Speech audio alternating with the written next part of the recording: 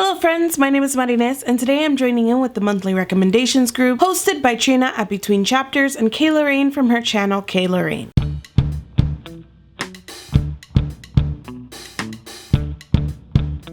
This month we are recommending survival stories, and they left that pretty open for us so we could interpret that in a number of ways. I'll start with non-fiction books about survival. First, I have a book that you've probably heard talked about here on BookTube, and that is In Order to Live by Yoenmi Park. In this memoir, Yoenmi tells about her life and upbringing in North Korea, her eventual escape into the hands of human traffickers in China, and then her second escape into South Korea. This story grabbed me and it hit my heart and it made me pay attention, and it left me in awe of Yoenmi, not only for surviving everything that she experienced, but for also being able to put it all together and put it into a book for so many people to read about. Regardless of how you feel about this book in the end, I'd venture to say that you're not reading a ton of memoirs by North Koreans, so this is a good book just to pick up to expand your worldview. Next is A Grief Observed by C.S. Lewis. I know that I've mentioned before that I'm just fascinated by the topic of grief and the different ways that people grieve. This book is comprised of C.S. Lewis's writings during the time just after he lost his wife. This looks at the question of how you survive grief and how you survive your loved ones. It is just so emotionally gripping and beautiful in the simple way that it conveys complex emotions. Next, I have some adult books about survival and some that I've mentioned before, but I just could not skip them in this topic. Did You Ever Have a Family by Bill Clegg. In the same vein of Lewis, this is a story about surviving grief, but this is a fictional story. This book starts with a tragedy,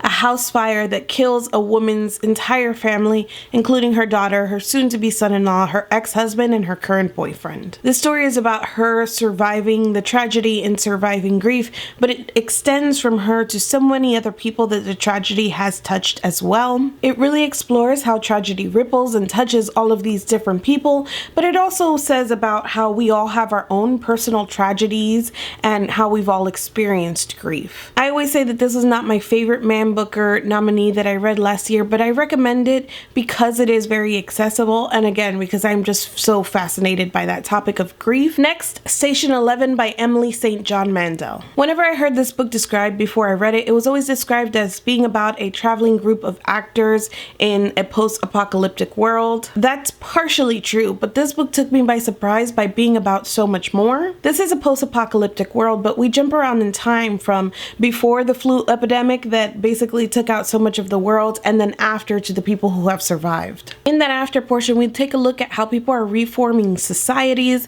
how they are finding ways to live, and how they are surviving. I think Mandel did such an excellent job exploring those aspects of the story, of connecting all of her different characters, and at looking at specific aspects of survival in a post-apocalyptic world that we probably never think of, like art. How does art survive, or how does religion survive, or how do our memories survive? I appreciated this book so much for asking those questions. Another one I've mentioned before, Imperfect Light by Benjamin Alire-Saenz, though I haven't mentioned it in a little bit. This probably isn't an obvious story about survival, but in so many ways, this is primarily about Andres, our main character, who has had some really horrible things happen in his past, and this book looks at how he's surviving with that, or maybe not surviving with that, how he's managed to live with it so far, and kind of reached this point where he's at the end of his rope with what has happened to him and the things that he has to live with. Of course, that's just one portion of the story, and there are multiple characters and points of view here that all connect back to Andres, but the feeling that permeated here for me was really one of how do you survive life? I have one young adult book to recommend about survival, and that is This Is Not a Test by Courtney Summers. This book comes with a disclaimer because I read this 3 or 4 years ago, so it's not super fresh in my mind, but I do remember being very impacted by the premise of it. This is also a post-apocalyptic world, and what has ended the world here is zombies. And I think a lot of people who read this and didn't enjoy it as much went into it expecting a zombie book, and it's not. The zombies could be basically replaced by anything, a flu epidemic, bombing, aliens, anything that ends the world could replace the zombies, and the story would pretty much go on in the same manner, except that the zombies become a really great foil for what is going on internally. And what we have is this group of school kids who are hiding out and surviving inside of an abandoned high school.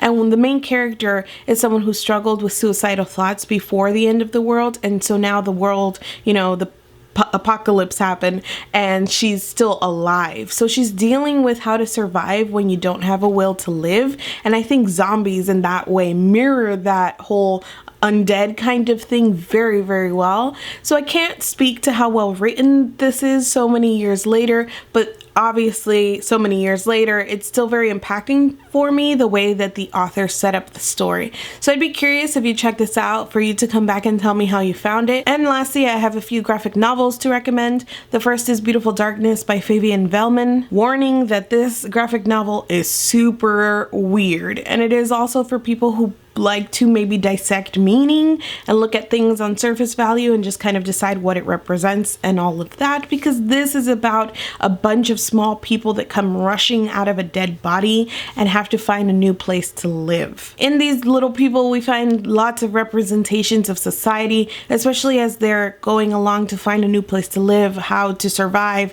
now that their current habitat has kicked the bucket. A lot of it is very representative, and we see people kind of rising up as leaders and what that means for them, and things get pretty brutal in this society, and it's done with all of these really pretty colors and pastels. It's very watercolory feeling, so it's done in a way that it's disarming, and you're almost kind of like, did that just happen on the page? And yes, it did. Next, I'll recommend Sweet Tooth by Jeff Lemire. Even though I haven't finished this full series yet, I am still going to recommend it because I am just so taken with it right now. This is also a post-apocalyptic world, and here a large portion of the population has been killed by an epidemic, and it's still killing people, but more slowly now. So everyone is just kind of biding their time before the epidemic comes for them. The only people who are managing to survive are the kids that are born into the society, and all of them are human-animal hybrids. We follow specifically Gus, who is a hybrid who at the beginning of the story is told by his father never to leave the forest in which they live, and he leaves the forest in which they live. And there's a lot more going on, and Gus quickly falls into some very difficult situations, and he is betrayed by somebody who he trusts, and I'm just taken by this whole story, and I am so amazed by this first volume, especially because with me in first volumes of graphic novels, I rarely leave them thinking I really have to get to that second one now, because first volumes tend to be a lot of setup, and this set up the world so well, so quickly. I was invested so fast, and I immediately put it down and had to pick up the second volume, and then had to order the rest that I didn't have on hand. So I'm working my way through this. I don't know how it ends yet, but I'm just telling you that it's been worth it for me so far to recommend it to you guys, because it's one of my favorite graphic novels that I've read. So that's it. Some things you probably heard me talk about before, and hopefully some things that are new to you. If you've read any of the books that I recommended or are interested in them, I'd love to hear about it down in the comments. Thank you so much for watching this video, and I will see you guys soon.